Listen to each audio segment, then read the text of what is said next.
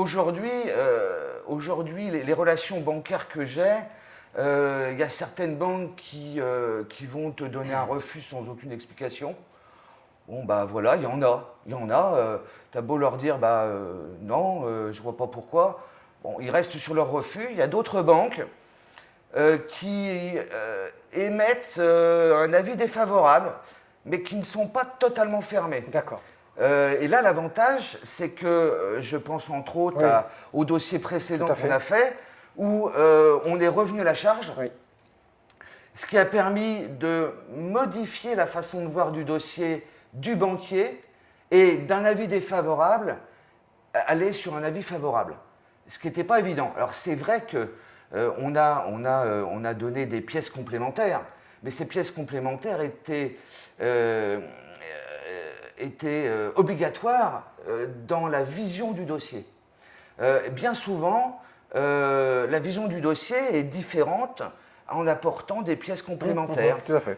Mais je dirais que là aussi, si la banque donne un refus et ne dit rien de plus, apporter des pièces complémentaires ne servira à rien parce que de toute façon, ils ne vont pas changer.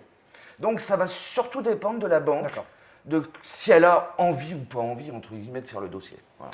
Est-ce qu'à ton avis, aujourd'hui, notre métier de courtier qui est vraiment, on va dire, à 99% là, au niveau du particulier, est en train de prendre au sein du professionnel, parce que c'est un petit peu méconnu au niveau des pros, c'est-à-dire que le professionnel, lui, il a sa banque à juste titre, c'est normal, puisque sa banque, elle est là, il le suit. Est-ce que tu penses que c'est ta plus-value que tu emmènes actuellement sur les banques, et tu ressens au niveau des banques que notre métier, il n'est pas mis de côté, mais par contre que les banques, elles sont de plus en plus d'accord pour que toi, dans ton métier, tu interviennes vis-à-vis d'eux et des clients?